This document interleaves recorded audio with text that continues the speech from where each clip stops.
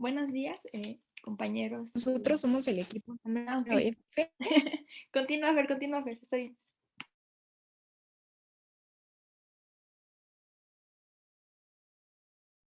Ay, perdón, es que número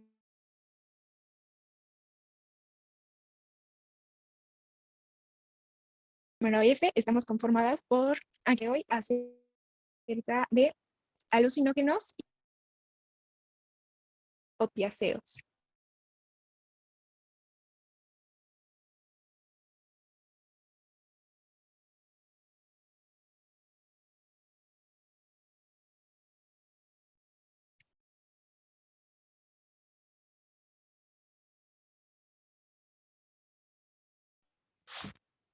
Bien, pues vamos a empezar con la definición de lo que son los alucinógenos. Este es un conjunto de sustancias psicoactivas que actúan sobre el sistema nervioso central, alterando la percepción humana, el pensamiento, el estado de conciencia e incluso el ánimo.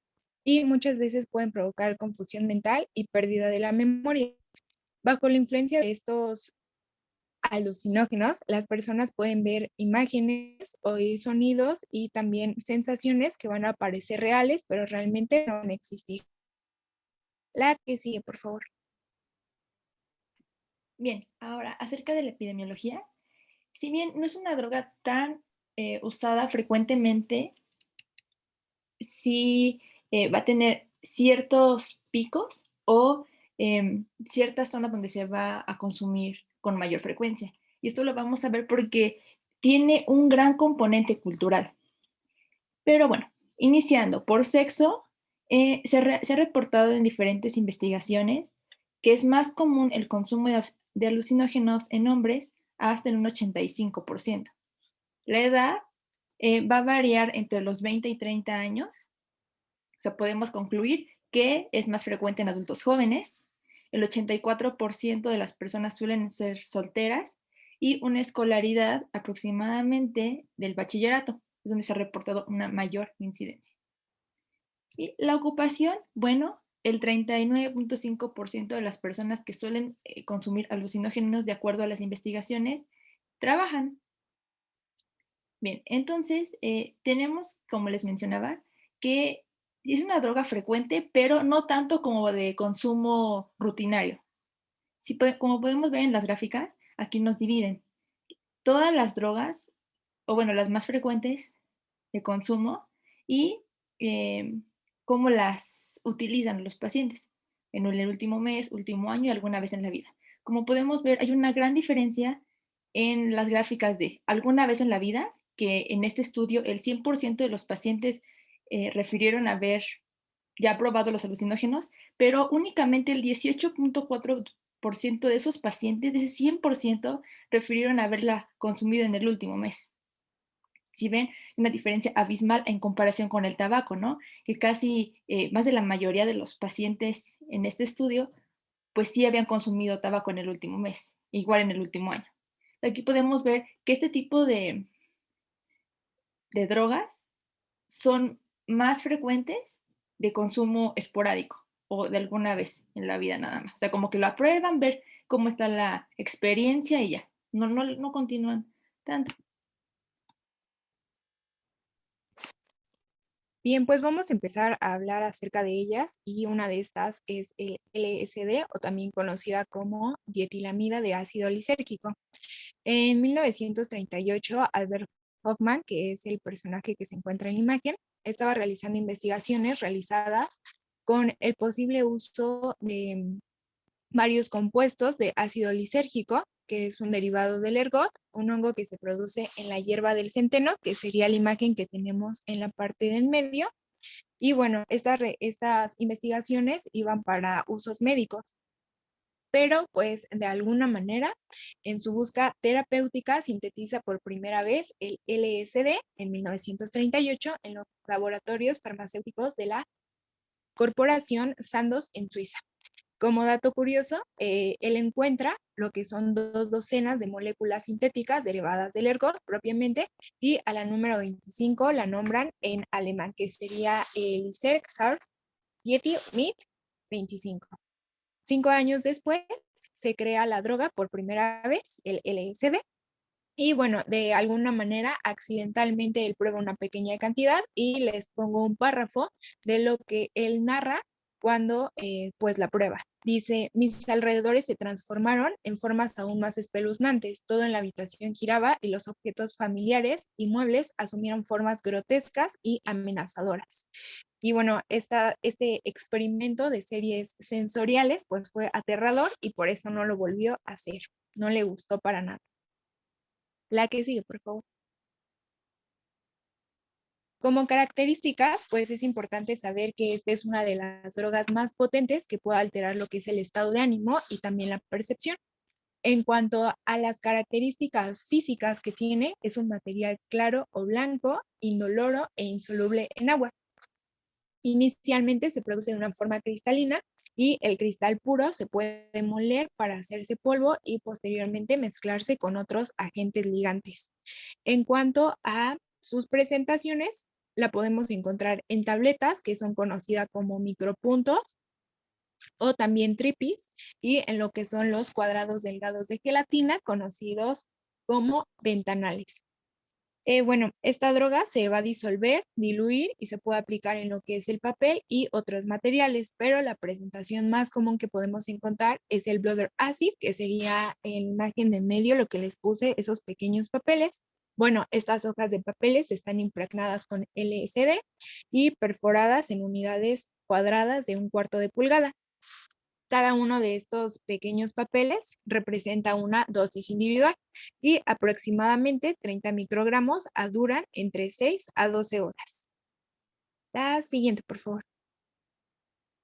En cuanto a los efectos, bueno, sus efectos primordialmente van a actuar en lo que son los grupos de receptores de serotonina, en los receptores 5-HT, y a nivel cerebral actúa en dos áreas que van a estar muy involucradas. La primera es la corteza cerebral, encargada del estado de ánimo, la cognición y la percepción, y la segunda es el locus cerebellus, que, bueno, este va a recibir lo que son las señales sensoriales de todas las partes del cuerpo. Por eso es que tanto la percepción como la parte sensorial, pues va a estar muy afectada en esta droga.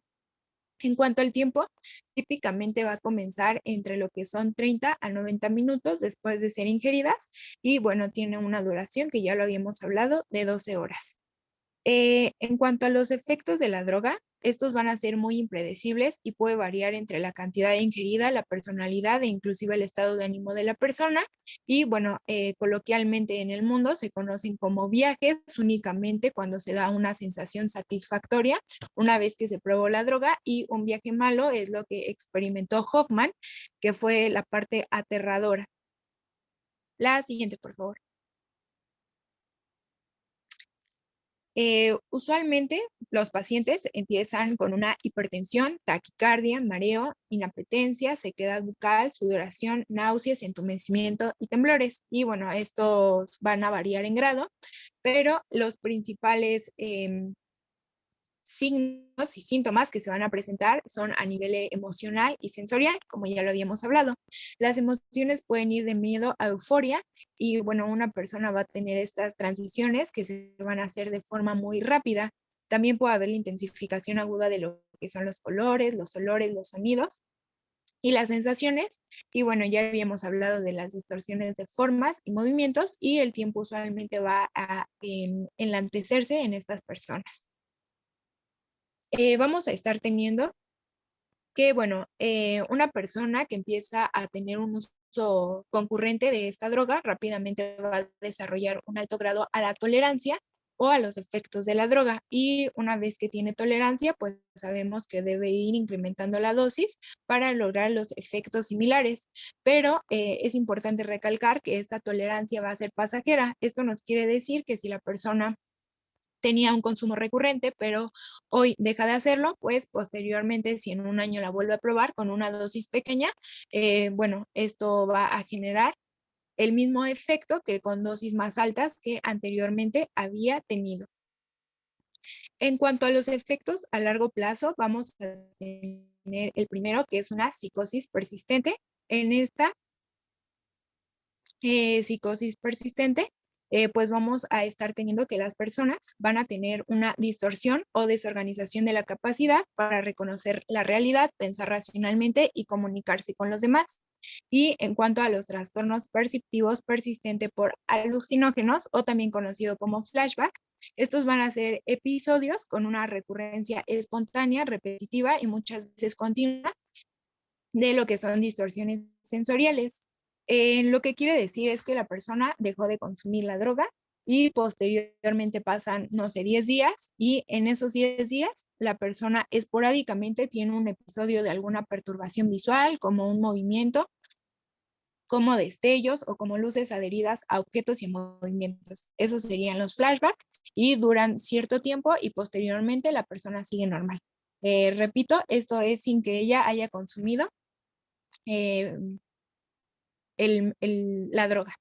En cuanto al tratamiento, pues realmente no hay un tratamiento establecido, aunque algunas drogas antidepresivas pueden reducir los síntomas. Y bueno, aquí es importante la psicoterapia, ya que puede ayudar a los pacientes a adaptarse a la confusión asociada con la distracción visual y minimizar el miedo que algunos expresan, ya que puede generar pues daños a nivel cerebral. La siguiente, por favor. La siguiente que vamos a tener es PCP o también conocida como fenciclidina y esta fue desarrollada en los años de 1950 como un analgésico quirúrgico intravenoso. Se descontinuó porque generaba lo que eran efectos secundarios. A menudo los pacientes se mostraban muy agitados, delirantes e irracionales cuando se recuperaban del efecto analgésico. Y bueno, esta es una droga disociativa. Esto nos quiere decir que distorsiona la percepción visual y auditiva y de igual manera va a producir sentimientos de aislamiento o disociación del entorno de sí mismo. Y dicho de otra manera, es una sensación de estar fuera del mismo cuerpo y separado del ambiente. Cabe resaltar que en medicina veterinaria era muy ocupada, pero realmente en humanos nunca fue aprobada debido a estos efectos secundarios que generaba. Y en el año de 1970 llega la presentación en tabletas, que era el boom en esa época, pero rápidamente se redujo el consumo ya que los usuarios no estaban satisfechos. ¿Por qué? Porque una vez que ellos ingerían la droga, pues no tenían los efectos que se esperaba de una manera inmediata. Se sentían pues los efectos muy posteriores. También se puede conocer con los nombres de Angel Dust, Love Pot y Peace Pill. La siguiente, por favor. En cuanto a la presentación, pues ya hablamos de la intravenosa, ya hablamos de las tabletas, pero más comúnmente en la actualidad la tenemos líquida y la más común sería el polvo cristalino blanco. Esta se va a disolver fácilmente en agua o alcohol y bueno, va a tener un gusto químico muy peculiarmente amargo. También se puede fumar y en caso de fumarla, pues se necesita lo que es una hoja de menta, perejil, orégano o marihuana donde se pueda envolver. La cantidad, la vía de consumo y el efecto pues va a variar mucho de qué se esté ocupando y cómo se esté ocupando, pero aproximadamente la duración de los efectos van a ser de 4 a 6 horas. Cuando se inhala, rápidamente va a pasar al cerebro y bueno, esta va a interrumpir el funcionamiento de lo que son los complejos del receptor NMDA o N-metilo de aspartato. Estos receptores van a ser receptores para el neurotransmisor de glutamato y este pues bueno va a jugar un papel muy importante en la percepción del dolor, en la cognición y también incluye lo que es el aprendizaje y la memoria y las emociones. De igual manera va a tener lo que es una alteración en las acciones de la dopamina, que es el neurotransmisor responsable para la euforia y el rush. La siguiente, por favor. Bien, en cuanto a las dosis, pues les mencioné que dependía mucho de qué dosis se ocupara. En cuanto a dosis bajas, de 5 miligramos o menos, pues aquí los pacientes empiezan a presentar bradipnea, hipertensión, taquicardia y fiebre. En dosis de 10 miligramos o más, de igual manera se va a presentar la bradicardia, hipertensión, taquicardia, fiebre, pero se le va a adherir las náuseas, la visión borrosa, el mareo y la reducción del reconocimiento del dolor. Y bueno, en dosis muy altas lo que puede generar son convulsiones, coma, hipertermia e inclusive la muerte. En cuanto a los efectos, pues estos también son impredecibles y típicamente se presentan en los pocos minutos de ingerirlo durante varias horas. Y bueno, este sería más cuando se ocupa en polvo cristalino blanco. Y lo que más, usualmente lo que los pacientes refieren, pues es una distorsión del espacio, del tiempo y de la imagen corporal, pero muchos otros también refieren pues episodios de alucinaciones, pánico y miedo, y es por eso que muchas personas pues no la consumen de forma recurrente. Y algunos usuarios informan que tienen sentimientos también de lo que es invulnerabilidad y una fuerza exagerada. En cuanto al uso, bueno, en caso de que este sea repetitivo y prolongado, sí va a generar un síndrome de abstinencia una vez que se deje de consumir. Y en cuanto al uso aún más repetitivo, bueno, puede generar una pérdida de la memoria, depresión y bueno, puede persistir hasta un año después de dejarse.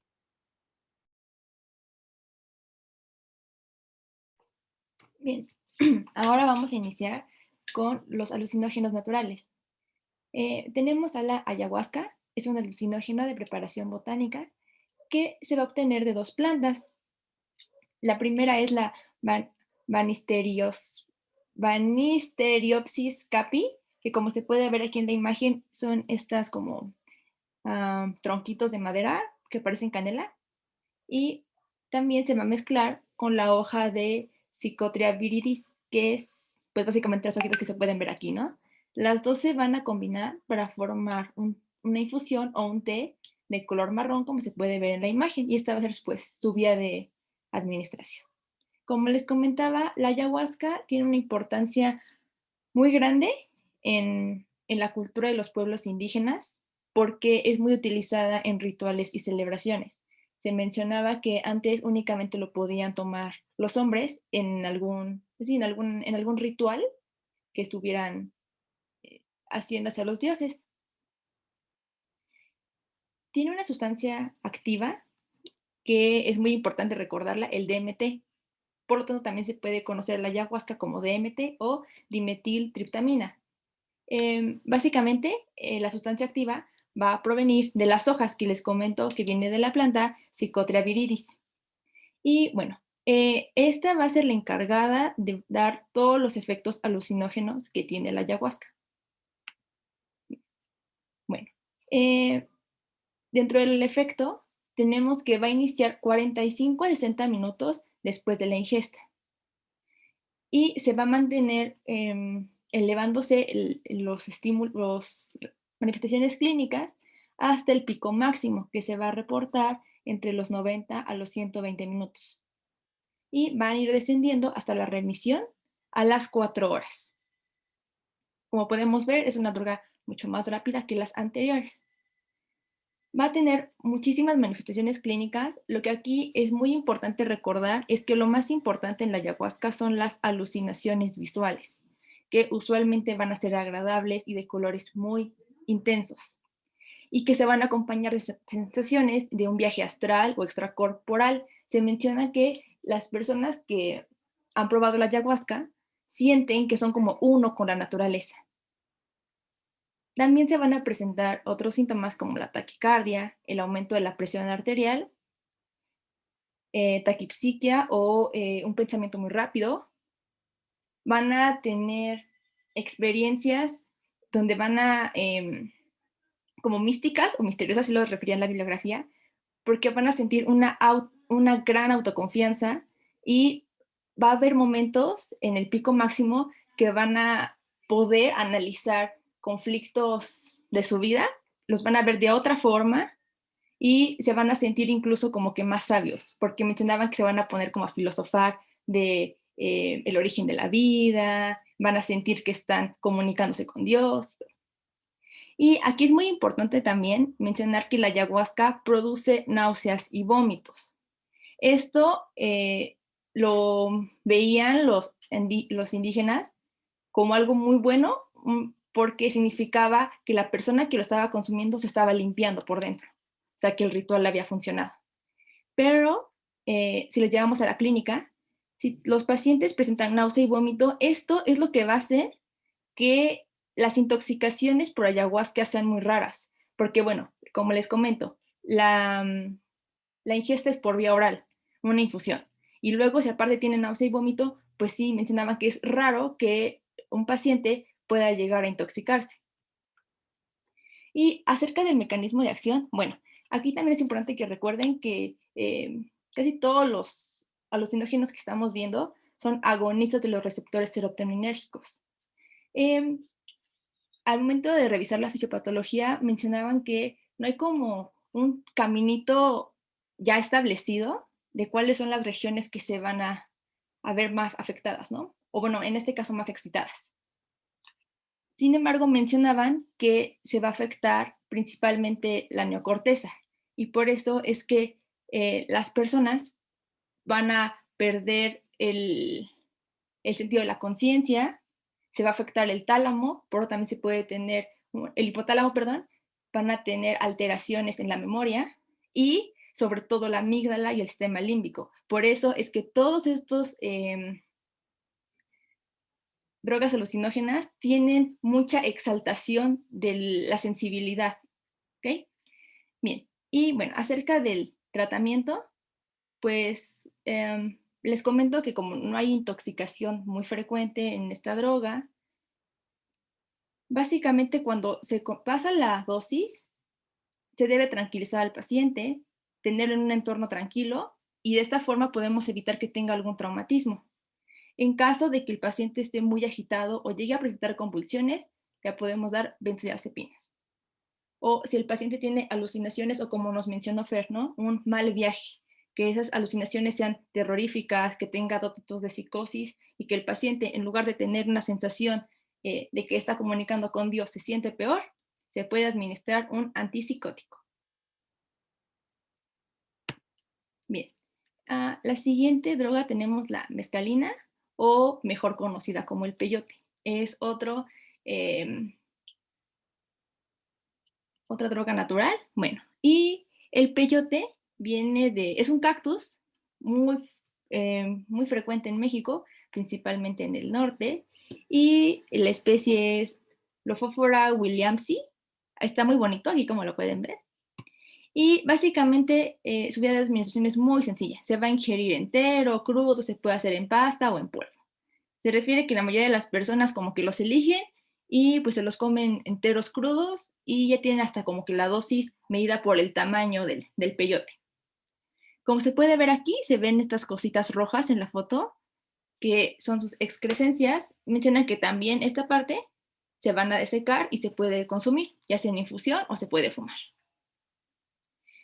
Otro cactus que nos puede dar estos síntomas es el cactus que se llama, bueno, le dicen de San Pedro, que es la imagen inferior, o si su especie es Trichocereus pachanoi, van a manifestar los mismos datos clínicos, nada más para recordar que son las dos especies más importantes, ¿no?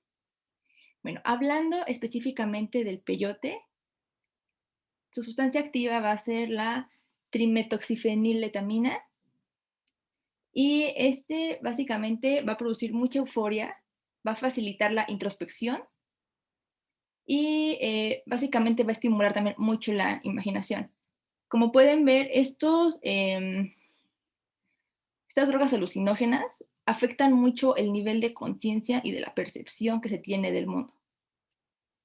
También tiene una importancia cultural muy grande porque los indígenas lo utilizaban igual en rituales y creían que los protegían de enfermedades, que al momento de consumirlo se iba a crear una barrera para que cualquier daño maligno externo, ya sea enfermedades o no sé, lo que ellos luego pensaban como mal de ojo, así, no tuviera un efecto sobre la persona que lo estaba consumiendo. Y aún tiene una importancia cultural muy grande en tribus como los apaches, los sioux y los pies negros. El efecto, bueno, va a comenzar a partir de la media hora posterior a la ingesta. E igualmente va a tener un pico hacia las 2 horas. Sin embargo, aquí su efecto va a ser más grande que el de la ayahuasca. Su pico de 2 horas se puede prolongar hasta 12 o 14 horas después. Y se han visto datos en el que incluso 24 horas después sigue este efecto. Su principal manifestación en este caso no va a ser tanto como las alucinaciones visuales de la ayahuasca, sino es a nivel de conciencia, o sea, va a haber alteraciones en la forma de pensar. Mencionaba que los pacientes van a referir que ven las cosas desde afuera. Por eso mencionaba que tenían mucha capacidad de resolver problemas que en la vida real no pueden resolver, porque ven como, pues sí, desde afuera los problemas, ¿no? Desde arriba. Y por eso es muy frecuente que tengan preguntas en ese momento sobre la existencia humana. Las manifestaciones clínicas, bueno, igualmente van a producir náusea o inducir vómitos. Por eso también se mencionaba que es rara su intoxicación, porque igual, como les comento, la ingesta es por vía oral más frecuentemente. Sin embargo, también va a producir otros síntomas que van a ser simpático-miméticos que van a aparecer en la primera hora, como puede ser midriasis, taquicardia, diaforesis, temblor e hipertensión. También se van a encontrar las alucinaciones visuales, pero en menor cantidad, y pérdida de la percepción del tiempo. En menor medida también puede haber alucinaciones olfatorias, auditivas o gustativas, pero aquí recordemos que lo más importante son las alteraciones a nivel de conciencia. Ok, y de tratamiento sería exactamente igual que la ayahuasca. Si el paciente está en un estado de psicosis, se le podría dar benzodiazepinas, perdón, antipsicóticos, y si está en un caso de agitación o convulsión, benzodiazepinas. Siempre tener en un lugar, en un entorno tranquilo y pues básicamente resguardarlo, ¿no? Para evitar que vaya a tener algún accidente externo. Bueno, vamos a continuar con el dextrometorfano, también conocido como DXM o robo. Y bueno, ¿esto qué es? Es un ingrediente supresor de la tos encontrado en una variedad de medicamentos para el resfriado, tos, que son vendidos sin la necesidad de una prescripción médica. Actúa como un antagonista de los receptores NMDA y bueno, esta es una droga disociativa de igual manera. Esto es muy similar a lo que es la PSP, que ya habíamos hablado, que distorsiona la percepción tanto visual, auditiva y genera sentimientos de aislamiento y disociación del entorno y de la misma persona. Y en cuanto a sus efectos, pues esto va a depender del grado que se consuma. En cuanto sea un consumo leve, aproximadamente de 2 onzas, pues va a ser un estimulante de la percepción únicamente visual, distorsionada esta. En cuanto al severo, va a ser mayor a 10 onzas y esto ya va a generar pues una sensación de disociación completa, que esto incluye pues tanto el entorno como la misma persona. Y en cuanto a su duración, recordemos que la PSP duraba entre 4 y 6 horas y este es muy similar, 6 horas. Algunas bibliografías hablaban que este también puede calificar como un opiáceo porque es un dextroisómero derivado de la morfina, en caso de que también lo encuentren en esa clasificación. La que sigue, por favor. Bien, bueno, podemos tener algunos diagnósticos diferenciales. Como los pacientes principalmente van a presentar síntomas delirantes, su diagnóstico diferencial más común serían los trastornos psiquiátricos primarios, como esquizofrenia. Entonces, si tenemos un paciente que tiene alucinaciones, ya sea visuales, auditivas o gustativas, lo primero que tenemos que hacer es descartar que no sea por una patología de base, ¿no? También se podría confundir un poco con la intoxicación por anticolinérgicos.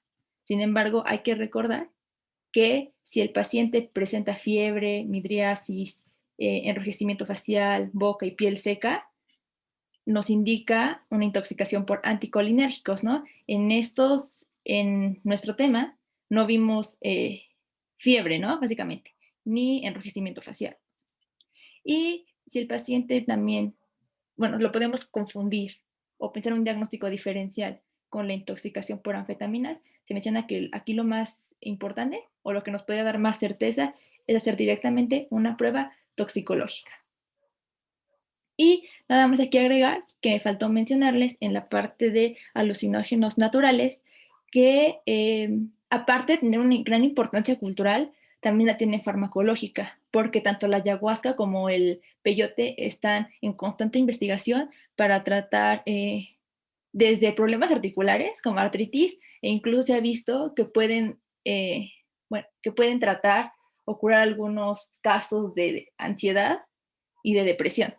Incluso encontré un artículo que refería que estaban haciendo investigaciones para ver si podía tratar las adicciones con el peyote. Bien, ¿tienen alguna duda hasta aquí o vamos bien? ¿Algún comentario? Si no, continuamos rapidísimo. Vamos a darles como un repaso de opioides. No, hasta aquí todo bien. Ok, gracias. Bien, y entonces, bueno, en el repaso de opioides, para no dejar el tema solito, tenemos que la conductancia del dolor se va a hacer, bueno, a través de las neuronas, pero gracias a las proteínas G. Como podemos ver en el primer esquema, aquí viene, sería el azul, ¿no? Un estímulo que va a estimular a la proteína G, va a producir que se despolarice y que va a producir, bueno, la proteína G va a desencadenar a los segundos mensajeros, como el AMP cíclico, y el resultado va a ser que tengamos apertura de canales de calcio. ¿Esto qué va a hacer? Pues que va a facilitar que haya una comunicación entre una neurona y otra, ¿no? Y esto va a hacer pues que se transmita el dolor. ¿En dónde van a actuar los opioides? Bueno, los opioides van a tener su receptor en una proteína G inhibidora. Y creo que esta palabra es la más importante para recordar la intoxicación por opioides. Inhibidora. Entonces, si llega el opioide y se pega a la proteína G inhibidora, ¿qué va a hacer? Pues toda la señalización de la activación de la proteína G, como la activación del AMP cíclico, la apertura de canales de calcio, la activación de MAPK y todo eso se va a ver inhibida. Entonces, si esta vía es la que producía que pudiera haber liberación de neurotransmisores de una neurona a otra para poder comunicar, oye, tengo dolor, avísale a los demás. Si se cancela esto, pues es la razón por la cual los opioides sirven como analgésicos. ¿Ok? Bien, ahora, los opioides van a tener varios receptores diferentes, como pueden ser el mu, delta, kappa. Y hay más, pero los más importantes, en este caso, hay que recordar siempre los mu. Bueno, aquí como podemos ver, nos podemos guiar esa tabla, ¿no? Como les comentaba, va a ser en una proteína G. Y bueno, va a producir analgesia, ¿no? Los mu principalmente es analgesia a nivel supraespinal, espinal y periférica. Sin embargo, como podemos ver en el resto de la tabla, se van a producir otras manifestaciones clínicas aparte de la analgesia. Entonces, vamos a regresar aquí a la imagen, ¿no? Como efectos generales de los opioides, ¿qué podemos encontrar? Como les mencionaba que la palabra clave es inhibidor, bueno, pues vamos a encontrar estupor, sueño, se puede llegar incluso hasta coma y en una intoxicación. Y aquí lo único que nos saltaría un poquito con lo de inhibidor sería la euforia, ¿no? Pero bueno, recordemos aquí estupor, ¿no? En cuestión de la pupila, pues tendríamos miosis. En el sistema respiratorio, igual, recordemos, inhibidor. ¿Qué va a haber entonces? Depresión respiratoria y una disminución de la sensibilidad de CO2. A nivel cardiovascular, que tendríamos una bradicardia.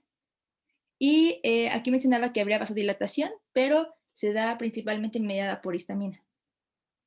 En cuestión de las fibras musculares, ¿qué tendríamos? Pues va a aumentar, va a ser hipertónico. Va a haber aumento del tono de los esfínteres, se va a retrasar el vaciado. ¿Y por qué es importante tener en cuenta esto? Porque si conocemos las funciones normales de los opioides, al momento de tener una intoxicación por opioides va a ser mucho más fácil determinar o saber las manifestaciones clínicas, ya lo podríamos deducir. Y bueno, si tenemos que va a aumentar el tono de las fibras musculares, por lo tanto, tendríamos una retención urinaria, ¿no? Bien. ¿Hay alguna duda aquí? No, ninguna. No, gracias. Ok. Y bueno, aquí nada más regresamos a la tablita, podemos ver, ¿no? Depresión respiratoria, miosis, reduce la motilidad digestiva, sedación. Y aquí es importante mencionarles diferentes conceptos. Está agonista y antagonista. Agonista, como sabemos, pues va a ser el mismo efecto, ¿no? Y hablando de los opioides, se pueden dividir en dos. Agonistas, bueno, 100% agonistas, por así decirlo, en el cual un opioide va a unirse únicamente a un tipo de receptor. Por ejemplo, nada más al mu, nada más al delta. Sino como les comentaba, el mu es el más importante. Puede haber que haya agonistas parciales, o sea, que se puede unir a uno, pero pues también se podría unir a otro, ¿no? Y los antagonistas, pues bueno, esos se van a unir en los receptores, pero van a dar un efecto contrario, ¿no? Al agonista, por eso pues es antagonista. Entonces, de esta tabla, recuerden y vean cuál es el antagonista de los receptores mu, delta y kappa, ¿no? La naloxona. Entonces, si la naloxona nos va a dar un efecto contrario a los opioides, van a poder ustedes deducir el tratamiento de una intoxicación por opioides. Solo es como un spoiler. Bien, entonces, en cuanto a la intoxicación por estos, algunos de los más comunes va a ser la hidrocodona, la morfina, el fentanilo y la heroína. Y en sí, ¿qué es esta intoxicación? Bueno, se origina por una sobredosis de los fármacos que se utilizan para tratar el dolor, la tos, la diarrea, y bueno, estos van a ser derivados del opio o opioides sintéticos. En cuanto a la epidemiología, la OMS estima que aproximadamente 27 millones de personas padecen de trastornos por consumo de opiáceos y la mayoría es por uso ilícito, pero se ha notado que ha habido un aumento con las personas que tienen pues receta. Ahora, algunos de los ejemplos que podemos tener que las personas que cursan con este problema es cuando se consume una cantidad pues más grande a la que se recetó y esto puede ser a propósito o bien de una forma accidental cuando se toman los medicamentos que se recetaron pero de otra persona, es decir, que no era la dosis correcta o adecuada, cuando se combinan los medicamentos con el alcohol o de igual manera con algún otro medicamento. Esto puede ser tranquilizantes o píldoras para dormir, lo que va a exacerbar el efecto. También, pues cuando se tienen ciertas afectaciones, principalmente a nivel hepático, cuando ésta está reducida y en apnea del sueño. Y de igual manera, pues en personas que tienen mayor de 65 años e inclusive personas que cursan con demencia, porque no recuerdan el haber ya tomado el medicamento. Bueno, y a nivel mundial se va a tener que 450,000 personas mueren anualmente por esta causa. En cuanto a los signos, pues ya nos hablaron que principalmente va a estar afectado lo que es nivel cardiovascular, dérmico, endocrino, gastrointestinal, neurológico y pulmonar. Y como signos base que nosotros podemos tener muy en cuenta para saber si existe una sobredosis, es checar la ventilación, ¿no? Que esta esté lenta, que esté superficial o bien que inclusive pues esté ausente. Muchas veces las personas cursan con lo que son sonidos de asfixia o gorgoteo, se va a tener la somnolencia o bien la pérdida de la conciencia. Vamos a estar teniendo lo que es a nivel dérmico, que la piel, los labios y las uñas pueden cursar pues con un color azulado. Y finalmente, bueno, vamos a estar teniendo lo que es el tratamiento. El tratamiento, como ya se los spoilaron, va a ser naloxona. Y en adultos y niños mayores de 20 kilogramos, la dosis va a ser de 0.4 a 2 miligramos por vía intravenosa y se debe repetir cada 2 a 3 minutos hasta lograr una respuesta adecuada. En caso de que los niños sean menores de 20 kilogramos, la dosis va a ser a 0.01 miligramos sobre kilogramo y de igual manera se debe repetir de 2 a 3 minutos hasta lograr una respuesta satisfactoria. Y bueno, ¿de qué manera actúa este fármaco, que sería la naloxona? Ayuda a lo que es revertir temporalmente lo que son los efectos de la depresión ventilatoria que puede pues causar los opiáceos. Ahora, otras formas en las que puede estar disponible, aparte de vía intravenosa, puede ser vía intramuscular o inclusive intranasal. Y finalmente vamos a estar teniendo que algunos de los efectos secundarios que puede generarse a partir de la intoxicación es el vómito, el mareo y los temblores. Y más severos puede inclusive cursar con convulsiones y edema pulmonar. Especialmente esto va a suceder en pacientes que ya tienen un uso recurrente de estos fármacos. Y en caso de que no se tenga lo que es la naloxona, también podemos hacer uso del nalmefene, que es muy similar. Y eso sería todo de nuestra parte. Aquí nada más agregar un comentario.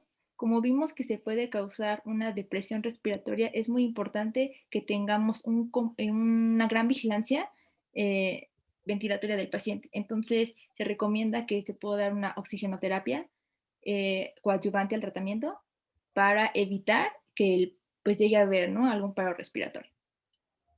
Y listo, ahora sí, sería todo. Gracias. ¿Alguna duda? Bueno.